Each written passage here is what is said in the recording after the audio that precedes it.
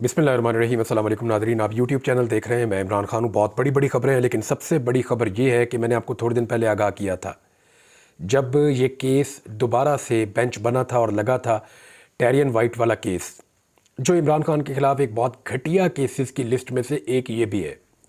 जैसे इद्दत का केस है, जैसे टेरियन वाइट केस है, ये निजी ज़िंदगी के गड़े मुर्दों को निकाल कर कोशिश करते हैं कि सियासी मुखालिफ को नुकसान पहुँचाया जा सके। इससे पहले अदालतें बार बार कह चुकी हैं ये केस काबिल समाअत नहीं है, और मैंने आपसे कहा था कि अब ऐसा लगता है कि अदलिया के वो किरदार जो माजी में इसका हिस्सा रहे, वो भी इस केस से जान छुड़ाना चाहते हैं, और हो सकता है कि ये मामला एक ही दफ़ा सेटल हो जाए और पहली पेशी में ही हो गया। हुआ क्या कि एक बहुत बड़ी शिकस्त हुई है मुस्लिम लीग नून को और इमरान खान के सियासी मुखालिफिन को, या निज़ाम को एक बहुत बड़ी शिकस्त हुई है, क्योंकि इस केस को बड़े लंबे अरसे तक इमरान खान के ख़िलाफ़ एक हथियार के तौर पे इस्तेमाल किया गया है, और बार बार धमकाया जाता था कि ये केस बना देंगे, वो केस बना देंगे। तो अब इस केस में हुआ क्या है कि टेरियन केस एक मरतबा फिर अदालत ने नाकाबिल समाअत करार दे दिया है। इस्लामाबाद हाई कोर्ट के लार्जर बेंच ने 2 जजेस का सुनाया जाने वाला फ़ैसला दुरुस्त करार दे दिया। आपको याद है पिछले साल मई में, यानी 1 साल और 10-12 दिन गुजर गए हैं जब ये केस पिछले साल सुना गया था इस्लामाबाद हाई कोर्ट में। Chief justice of Islamabad high court इसको सुन रहे थे, उनके साथ दीगर 2 जज साहिबान थे। तो चीफ जस्टिस साहब ने बेंच तोड़ लिया था, क्योंकि 2 जज साहिबान ने चीफ जस्टिस के खिलाफ एक फ़ैसला दे के उसको अपलोड भी कर दिया था। तो चीफ जस्टिस ने अब तक उसके ऊपर फ़ैसला दिया नहीं है। अब ये केस दोबारा लगता है, और दोबारा लगता है उसी अदालत के अंदर। इस मरतबा जो लार्जर बेंच बना उसमें 3 मुअज़्ज़िज़ जज साहिबान और उनकी सरबराही की जस्टिस तारिक महमूद जहांगीरी ने, और इनके अलावा 2 दीगर जज साहिबान इस केस को सुन रहे थे। और इस केस को उसी तरह से सेटल कर दिया गया कि 2 जज साहिबान का जो पहले इससे फ़ैसला है वो फ़ैसला दुरुस्त करार दे दिया गया।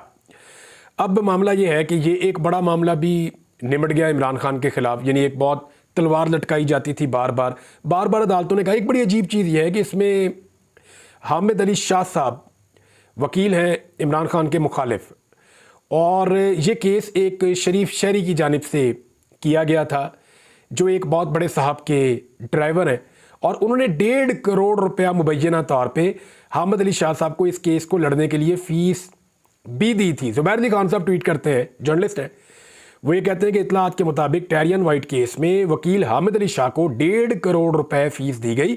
दरख्वास्त गुजार एक आम शहरी है, फिर इतनी बड़ी और इतनी भारी भरकम फ़ीस कैसे दी गई? अच्छा, अब इस केस के अंदर 5 जज साहिबान कह चुके हैं कि ये काबिल समाअत ही नहीं है। एक जज सिर्फ जो है उनका अभी तक फ़ैसला आया नहीं, और उन्होंने अभी तक बताया ही नहीं कि उन्होंने इसके बारे में क्या फ़ैसला किया था। वो चीफ जस्टिस आमिर फ़ारूक साहब हैं। हो सकता है कभी वो चीज़ भी सामने आ जाए। बहरहाल वो बेंच टूट गया था। तो ये इमरान खान के लिए, तहरीक इंसाफ के लिए अच्छी खबर है। दूसरी एक और ख़बर है, और ये बहुत बड़ी खबर है आजकल की, कि एक शायर, एक सहाफ़ी इस्लामाबाद से गायब कर दिए गए। इस्लामाबाद हाई कोर्ट में उनका केस चल रहा है, अहमद फरहाद बाजियाबी केस। और इस केस के अंदर जो आज की डेवलपमेंट्स हैं वो मैं आपके सामने शेयर कर देता हूँ। सेक्रेटरी दिफा को बुलाया गया था, तो सेक्रेटरी दिफा पेश नहीं हुए। उनकी जानिब से कहा गया, अटॉर्नी जनरल ने आके बताया कि जी उनकी तबीयत ठीक नहीं है, वो इसलिए पेश नहीं हो सके। अदालत ने कहा कि इस मामले को ख़त्म करना है आपने, तो फिर आप अगली पेशी के ऊपर सेक्रेटरी दिफा को लेकर आए। जस्टिस मोहसिन अख्तर कियानी इस केस की समाअत कर रहे हैं, और इस मौका पर अहमद फरहाद साहब की जानिब से उनकी अहलिया आई थी। उनकी वकील जो हैं वो ईमान मज़ारी और हादी अली चट्ठा, ये अदालत के सामने पेश हुए हैं। मंसूर एवान साहब जो हैं वो अटॉर्नी जनरल हैं, वो रुस्तम पर आए, और उन्होंने शायर अहमद फरहाद की बाजियाबी की उन्होंने यकीन दहानी करवा दी। उन्होंने कहा जी मैं यकीन दिलाता हूँ कि अहमद फरहाद बाजियाब भी हो जाएंगे, और ये भी यकीन दहानी करवाई कि आइंदा इस्लामाबाद से कोई गायब नहीं किया जाएगा। ये यकीन दहानी उनसे मांगी गई मुअज़्ज़िज़ जज जस्टिस मोहसिन अख्तर कियानी साहब की जानिब से, कि इस्लामाबाद से कोई बंदा नहीं उठाया जाएगा, और अगर ये बंदा रिकवर नहीं होता तो ये रियासत की नाकामी होगी। और अटॉर्नी जनरल ने सेक्रेटरी दिफा की जानिब से रिपोर्ट अदालत में जमा करवा दी, और उन्होंने कहा आप रियासत की जानिब से ये जिम्मेदारी ले रहे हैं। जज साहब ने कहा कि अहमद फरहाद को बाजियाब करवाया जाएगा, जिस पर अटॉर्नी जनरल ने यकीन दहानी कराई कि पूरी कोशिश होगी कि तमाम रिसोर्सेज का इस्तेमाल करके मग़वी को बाजियाब करवाऊं। और अदालत ने उनसे कहा कि आपने यकीन दहानी कराई है कि इस्लामाबाद से कोई बंदा नहीं उठाया जाएगा। आपने सुप्रीम कोर्ट और इसी अदालत में पहले भी यकीन दहानी करवाई थी। अगर ये बंदा रिकवर नहीं होगा तो रियासत नाकाम होगी। अटॉर्नी जनरल ने कहा कि मुझे मगबी की बाजियाबी के लिए वक्त दे दे। अदालत ने अटॉर्नी जनरल को कहा कि आप जो बयान दे रहे हैं क्या वो वफाकी हुकूमत की मुशावरत से दे रहे हैं। तो ईमान मज़ारी साहिबा ने वहाँ पे कहा, जो वकील हैं अहमद फरहाद की, उन्होंने कहा कि हमेशा ऐसे ही होता है कि बंदा उठाते हैं फिर कहते हैं हमारे पास नहीं है।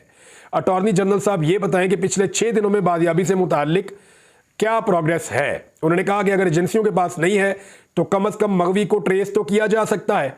जस्टिस मोहसिन अख्तर कियानी साहब ने कहा कि इस मामले ने आपको और मुश्किल में डाल दिया है, जिस पर अटॉर्नी जनरल ने मौक़िफ़ अपनाया कि मैं यकीन दहानी करवा रहा हूं, जो वसाइल हैं वो इस्तेमाल में लाए जाएंगे। एसएसपी ऑपरेशन को बुलाया अदालत ने, उनसे पूछा जी आपसे जो बयान कहा था वो आप लेकर आए। एसएसपी ऑपरेशन ने बताया कि जी ऑफिसर तो मौजूद नहीं थे, सेक्टर कमांडर साहब को उन्होंने बयान लेना था। तो उनके जूनियर से बात हुई है और उनकी जानिब से रिपोर्ट सेक्रेटरी दिफा को भेज दी गई है। जस्टिस मोहसिन अख्तर कियानी ने रिमार्क्स दिए कि ये काम आपका काम है, आप ही ने करना है, ये पुलिस की जिम्मेदारी है। ईमान मज़ारी ने एक नुक्ता उठाया, उन्होंने कहा जी कि ये अपनी तौहीन समझते हैं अदालत में पेश होना सेक्रेटरी दिफा, और जिस पर अटॉर्नी जनरल ने अदालत को बताया कि जी उनकी तबीयत ठीक नहीं है, इस वजह से वो पेश नहीं हुए। नॉर्मली ऐसे मामलात में लोगों की तबीयत ख़राब भी हो जाती है। अदालत ने कहा कि इसी मामले को ख़त्म करना है, आइंदा समात पर सेक्रेटरी दिफा को लेकर आएँ। ईमान मज़ारी ने एक खौफ का इजहार किया, उन्होंने कहा जी कि वो किस हालत में कैसे होंगे, सीरियस मामला है। बलूचिस्तान के केसेस में हमने देखा कि लापता अफराद होने के बाद मसख शुदा लाशें मिलती हैं। तो इस पर जस्टिस मोहसिन अख्तर कियानी साहब ने रिमार्क्स दिए कि इस केस में ऐसा कुछ नहीं होगा, यकीन दहानी करवाई गई है हुकूमत की जानिब से और बड़ी उम्मीदें हैं अटॉर्नी जनरल से। चीज़ों को बिगाड़ की तरफ मत लेकर जाएं, इस बच्ची के सर के ऊपर हाथ रखें, उनकी बीवी के हवाले से जज साहब ने कहा। और 4 दिन में बाजियाब करवाने की हदायत कर दी और केस की समात जुमा तक के लिए मुलतवी कर दी गई है। अब ये दिन बहुत इंपॉर्टेंट है, हम सब उम्मीद करते हैं कि अहमद फरहाद अपने घर वापस आ जाएंगे और उनके घर वालों की आंखों को ठंडक मिलेगी। और ये जो एक मुश्किल और बेचैनी की सूरत हाल थी, एक बड़ा करबनाक वक्त उन्होंने देखा, अल्लाह ये सबक किसी को ना दिखाए, ऐसी तकलीफ किसी को ना दिखाए। अच्छा, इसी तरह जो है लापता तलबा का जो केस है बलूचिस्तान के, वो भी इस्लामाबाद हाई कोर्ट में चल रहा है और उसमें जस्टिस मोहसिन अख्तर कियानी साहब ने रिमार्क्स दिए कि एजेंसी के काम करने का तरीकाकार वाज़े हो जाए तो अच्छा होगा। और लापता बलूच तलबा की बाजियाबी और कमीशन की सिफारिशात पर अमल दरामद से मुताल्लिक केस की यह समात हो रही थी।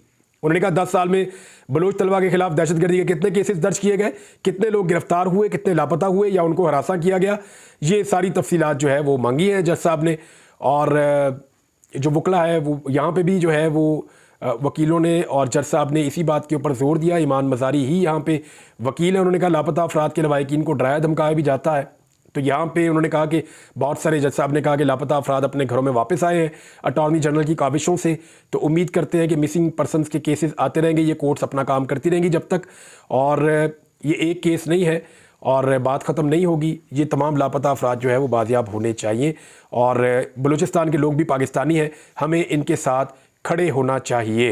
मीडिया को भी उन्होंने कहा कि मीडिया की निशानदेही की वजह से बाज़ औक़ात बंदा मिल जाता है। तो ये भी केस चल रहा है और अल्लाह करे कि कोई भी लापता ना रहे। अगर कोई किसी जुर्म में मुलव्विस है तो कानून के मुताबिक अदालत में पेश करके उसके खिलाफ केस चलना चाहिए। दूसरे तमाम रास्ते गैर कानूनी और गलत हैं। एक और बहुत बड़ी खबर है, वो खबर ये है कि इमरान खान साहब दोबारा से सामने आने वाले हैं।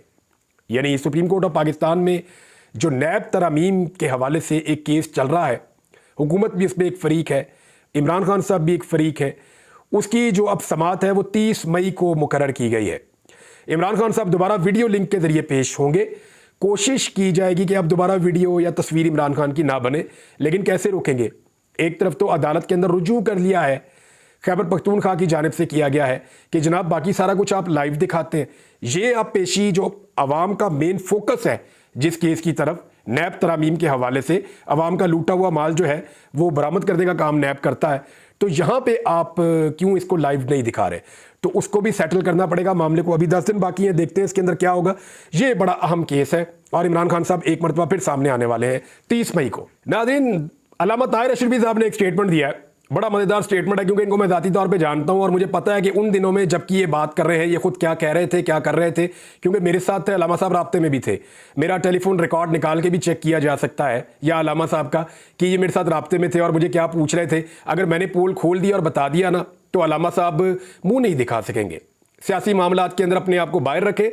वो एक मौलवी हैं और ज़्यादातर बात करते हैं इस्लाम के बारे में, तो जहाँ पे इस्लाम की बात होती है वहाँ उनकी ज़बान नहीं खुलती।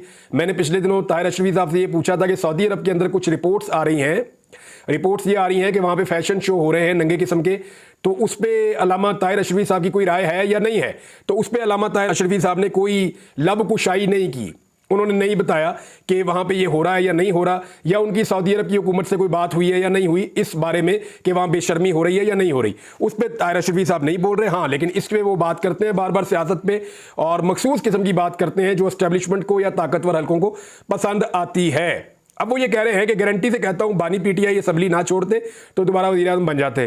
ताहिर अशरफी साहब, आप मेरे साथ राब्ते में थे, आपको किस बात की फिक्र थी और आप मुझसे क्या पूछ रहे थे बार बार, और मैंने आपको क्या बताया था और फिर आपने मुझे क्या बताया था और आपने क्या कहा था। अगर मैंने वो पोल खोल दिया ना तो इससे बेहतर ये है कि आप इशारों पे चलने के बजाय ये बातें करना बंद कर दें। कब तक आप जमहूरियत के खिलाफ साजिशें करते रहेंगे? अपने छोटे छोटे फायदे के लिए, अपनी बोटी के लिए आप पाकिस्तान का बकरा और ऊँट ज़िबा कर देते हैं।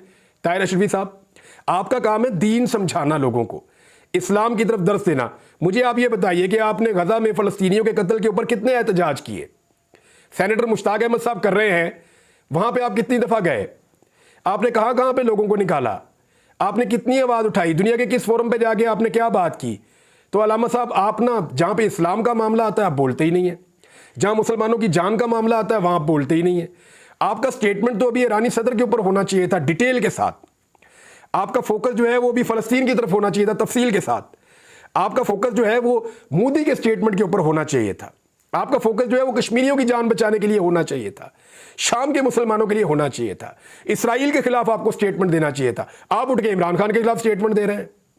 तो मौलाना साहब, ये बहुत ही छोटी और बहुत ही छोटी किस्म की हरकत है जो आपने की। मैं ज़्यादा घटिया अल्फाज इस्तेमाल करना नहीं चाहता, आप एक आलम दीन है, लेकिन आपसे गुजारिश ये है कि इन मामलात से बाहर रहिए।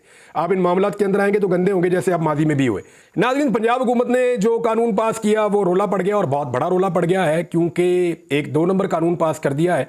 मुझे मरीम नवाज़ का एक स्टेटमेंट सुनने को मिला, बड़ा ही मज़ेदार है। तारिक मतीन साहब ने उसको शेयर भी किया है, बड़ा मज़ेदार। उसमें मरीम नवाज़ ये बता रही हैं कि जब हुकूमत आती है कंधों पे बैठ के तरले करके मिन्नतें करके 2 नंबर तरीके से हुकूमत बनती है, तो फिर वो जो कवानीन बनाती है वो अवाम की फ़लाह के लिए नहीं बनाती, वो कवानीन बनाती है सिर्फ़ और सिर्फ मीडिया का गला घोंटने के लिए।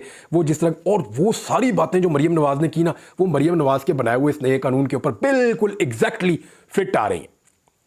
वैसे कैसा ज़बरदस्त है, याद माजी जो है वो अजाब होता है।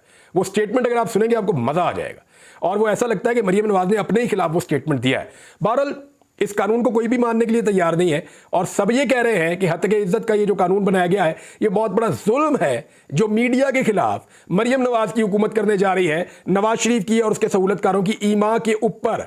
अब इसमें जो पाकिस्तान तहरीक इंसाफ है उन्होंने अनाउंस किया कि जी हम अदालत में जाएंगे इस कानून के खिलाफ और अदालत में जाके इसको चैलेंज करेंगे। मेरे ख्याल में जो कानून बुनियादी आइन की बुनियादी रूह से मुतसादिम हो ना, यानी आर्टिकल 19A के मुतसादिम हो जो कानून, वो कानून जो है वो लागू नहीं हो सकता। बहरहाल ये चैलेंज हो जाएगा और यहाँ पे हुकूमत को प्रॉब्लम आएगी और सहाफ़ियों को पकड़ने के लिए बनाया गया कानून नहीं चलेगा। पाकिस्तान तहरीक इंसाफ ने इसको काला कानून करार दिया है, बल्कि इसको मदर अब्बास साहब ने भी काला कानून करार दिया है और सहाफ़ती तंजीमें इसके खिलाफ सरापा एहतजाज हो गई हैं।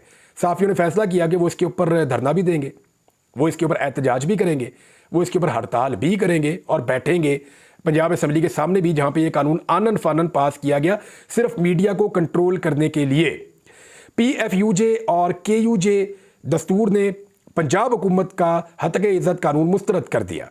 सहाफ़ियों का यह कहना है कि पंजाब हुकूमत आमराना डगर पर चल पड़ी है, हत्या इज्जत कानून की मंजूरी पंजाब हुकूमत को महंगी पड़ेगी और हुकूमत आइन से मुतसादिम बिल में सहाफ़ियों के तहफ़्फ़ुज़ात को ख़त्म करे। अच्छा, तहफ़्फ़ुज़ात तो ख़त्म नहीं हो रहे, लेकिन सहाफ़ियों ने ऐलान कर दिया है कि अब वो एहतजाज करेंगे, धरना देंगे। तो देखते हैं, अब हमें धरना भी देना पड़ेगा, जाके बैठना भी पड़ेगा, एहतजाज भी करना पड़ेगा।